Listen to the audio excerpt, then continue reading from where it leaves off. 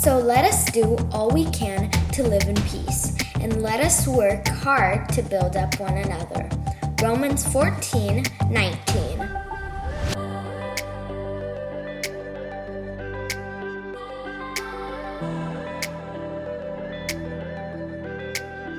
So let us do all we can to live in peace, and let us work hard to build up one another. Romans 14:19.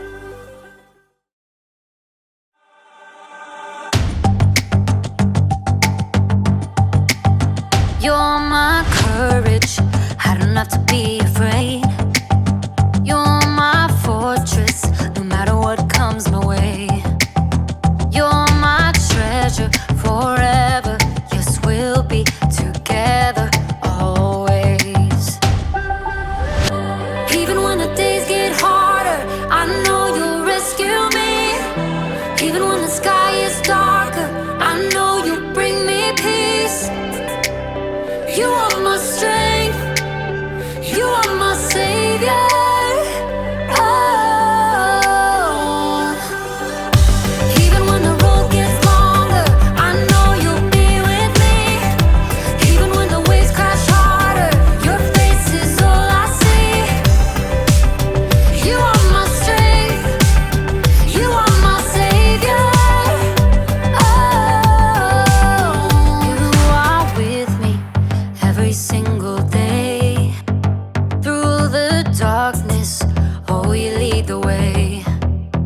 You're my treasure forever, yes, we'll be together always. Even when the days get harder, I know you'll rescue me.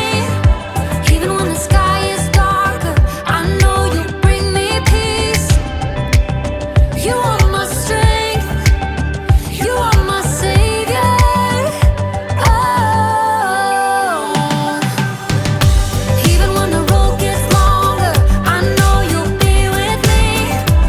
Even when the waves crash harder, your face is all I see.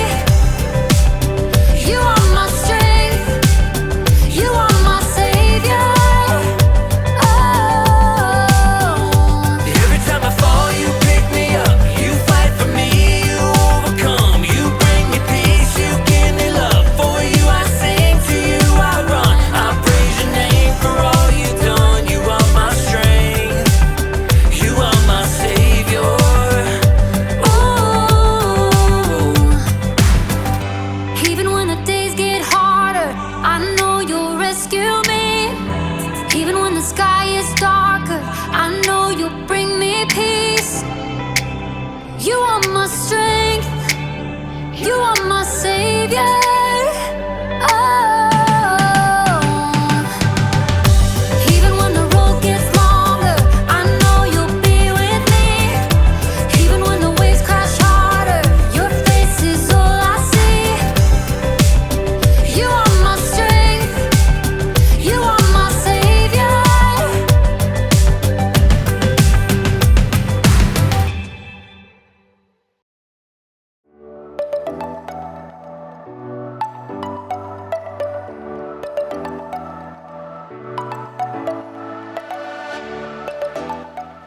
What's up, everybody? It's me, Jacob, and today you're gonna help me solve a mystery. The case of the mysterious envelope. Dun dun dun! What do you think it is? Is it a thank you gift? A prank? A peace offering? Actually, peace is what we're talking about today. Peace is proving you care more about each other than winning an argument. But that doesn't get me any closer to finding out what's inside this package. I feel like I should be wearing gloves for this. Yeah.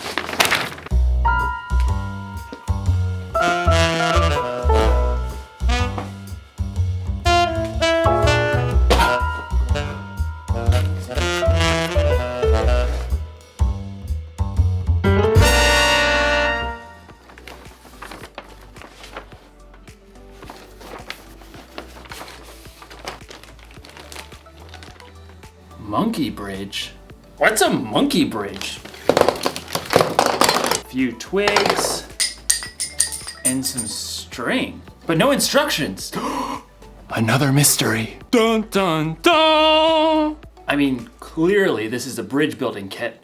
Well, maybe the sticks are the decking? But how do I... Maybe I'm supposed to weave it together. This doesn't make any sense. I gotta get creative. I gotta think outside the box to find a solution. Actually, that's exactly what someone in today's story did. Now, how do you build a monkey bridge? The Bible. It's 66 books of history, stories, letters, and poetry that fit together to form God's one big story.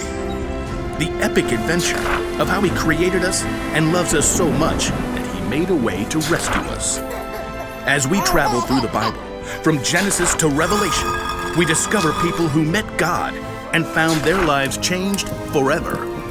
Now, for an amazing story, inspired by the book of 1 Samuel, chapter 25. God had promised David would be king, but for now, King Saul ruled Israel. David lived his life on the run, followed by a group of misfits who had become friends and servants. One day, they arrived in the desert of Paran, near the land of a wealthy man named Nabal, who owned 3,000 sheep. We'll set up camp here, man. At first, Nabal's servants didn't know what to think. Too many strangers around these parts. We've had food and sheep go missing. But David's men were honorable. They didn't try to steal from the shepherds. In fact, David protected Nabal's shepherds from any harm. Stay as long as you like, my friend. About time for sheep shearing, isn't it? Oh, yes. Nabal will hold a grand feast when it's all over. Your men have helped us, so they should share in the celebration. David called for 10 of his men and gave them a message to send to Nabal. On it. David's messengers hurried up the mountain to Nabal's estate and were brought to stand before him. Well, what do you want? Nabal sneered down at the men while he continued to chew on a fine leg of mutton. David says, may you live long, may things go well with you. Continue. He says, I hear that you are clipping the wool off your sheep. When your shepherds were with us, we treated them well and protected them. Now please be kind to my men. Please give us any food you can find for us. Nabal leapt from his seat and hurled the mutton bone across the room. Who is this David? Probably a runaway servant. Why should I give bread and meat to a nobody and his men who come from who knows where? David's men returned to camp and delivered the news. Oh, no, he didn't. Oh, yes, he did. Men, put on your swords. We'll make Nabal wish he hadn't. At no time at all, David and 400 of his men were marching up the mountain to confront Nabal. It seemed there was no stopping a battle. But Nabal's wife, Abigail, was far wiser than her husband. A servant told her what he had done. David sent messengers asking for food, but Nabal shouted and was rude to them. Go on. The whole time we were near them, David's men were good to us. They were like a wall, keeping us safe. You've got to do something now, or terrible trouble will come. There's no time to waste. Abigail quickly directed her servants to gather supplies and put them on donkeys. 200 loaves of bread. Check. 5 sheep. Check. 1 bushel of cooked grain. Check. 100 cakes of raisins and 200 cakes of figs. Check. And check. Well, you go on ahead. I'll follow. The donkeys, loaded with good food, started down the mountain. Abigail got on her donkey and followed. From the valley, David and his men were approaching. Everything we've done has been worthless. I watched over this fellow's property, but he's paid me back evil for good. We'll wipe him out. As David's anger grew, though, he spotted something along the path. A pack of donkeys. What's this? Well, it looks like they're carrying something. Food for a feast, I'd say. Behind the pack of donkeys, Abigail prepared for what lay ahead. I must stop this. The moment Abigail saw David, she slid off her donkey and fell face down on the ground before his feet. Please, let me speak. Let me take the blame for Nabal's actions. Abigail raised her eyes just enough to notice David's surprised face. He nodded. Don't pay attention to Nabal. He's always doing foolish things. I'm sorry I didn't get to see your messengers, but I've brought a gift for you. Right now, the Lord has kept you from killing Nabal and his men. Let the Lord deal with your enemies. Abigail rose to her feet. David and his men listened, surprised by the strength of her message. You fight the Lord's battles, so he will give your family line a kingdom that will last. He'll make you ruler of Israel. And when he does, you won't have a heavy load on your mind about killing people with no reason. The Lord will give you success. When that happens, please remember me. Abigail took a deep breath and waited. David smiled. Give praise to the Lord. He sent you to find me. May he bless you for this. You have kept me from using my own hands to get even. David's men unloaded the food that Abigail had brought. Go home in peace. I'll do what you have asked. Abigail made her way back up the hillside to her home. She had chosen to humble herself and do the hard yet creative work of making peace. In the end, Nabal paid the high price for his foolish anger, but God blessed Abigail.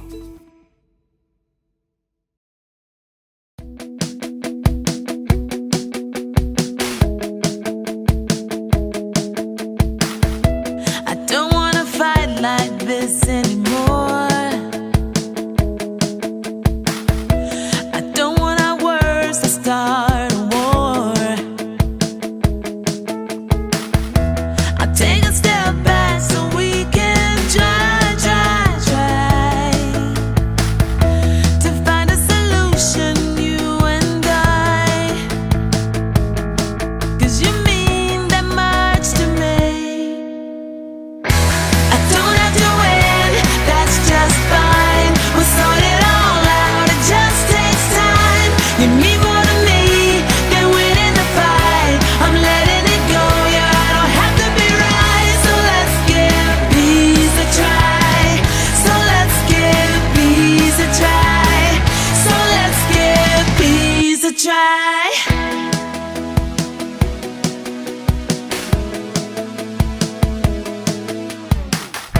Seems like we've been down this road before. It feels like we're always keeping score. I can't let you go until we try. Beginning again, you and I. 'Cause it's worth it all to me. Oh, I don't have to win, that's just fine. We'll sort it all out, it just takes time. You mean more to me than winning the fight. I'm letting it go, yeah, I don't have to be right. So let's give peace a try. So let's give peace a try. So let's give peace a try.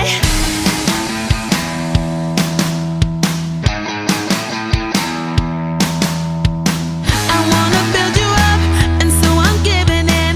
I wanna build you up, and so I'm giving in. Because it's not about whether or not I win, 'cause you mean more to me than that. I wanna build you up, and so I'm giving in. I wanna build you up, and so I'm giving in.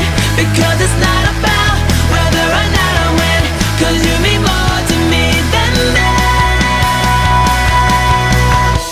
I don't have to win, that's just fine. We'll sort it all out, it just takes time. You mean more to me than winning the fight.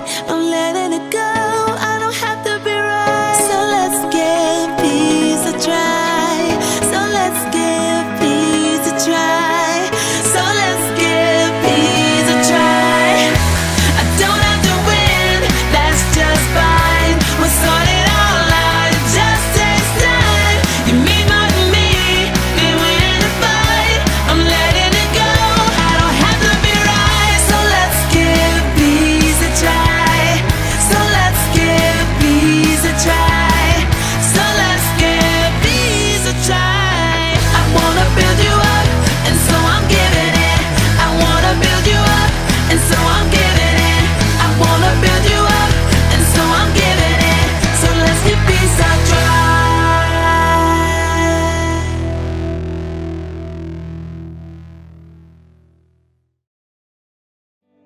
The fight between Nabal and David wasn't Abigail's problem, but she didn't use that as an excuse.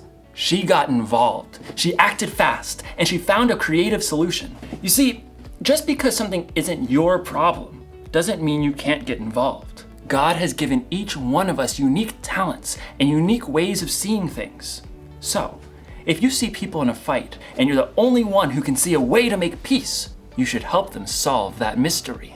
Jesus showed us how important making peace was to him when he gave his life on the cross. We can make peace with others by being part of the solution.